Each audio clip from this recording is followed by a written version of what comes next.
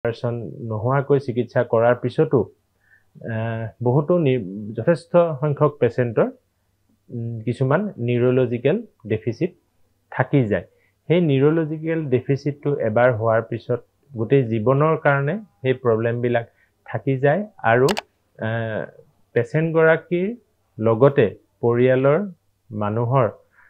টকা পইচা খৰচৰ উপৰিও পেচেণ্ট গৰাকী পাছত যিবোৰ ঘৰতে নি হওক বা হস্পিটালতে নি পৰিচৰ্যা কৰাৰ ক্ষেত্ৰত বহুতো সমস্যাৰ সন্মুখীন হয় বা পৰিয়ালটোৱে যথেষ্ট জিয়াটো ভুগিবলগীয়া হয় এটা নিৰ্দিষ্ট গতিত চৰকাৰে বান্ধি দিয়া নিয়ম বা এটা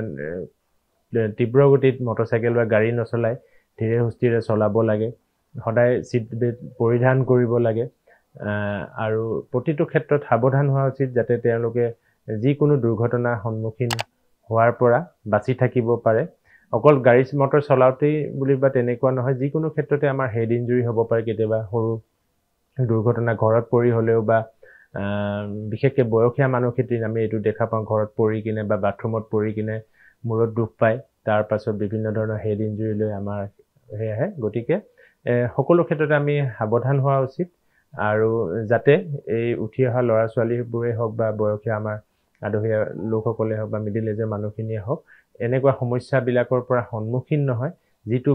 যিবোৰ আমি বিপদৰ পৰা আমি আঁতৰি থাকিব পাৰোঁ সেই তেনেকুৱা ধৰণৰ পৰিস্থিতিলৈ নগৈ সাৱধানে চলা ফুৰা কৰা উচিত যাতে আমি বহুতো জীৱন হেৰাবলগীয়া নহয় বা হেড ইনজুৰিৰ পাছত থাকি যোৱা বিভিন্ন স্নায়ু জড়িত ডেফিচিয়েঞ্চিৰ কাৰণে আমি সমস্যাৰ সন্মুখীন হ'বলগীয়া নহয়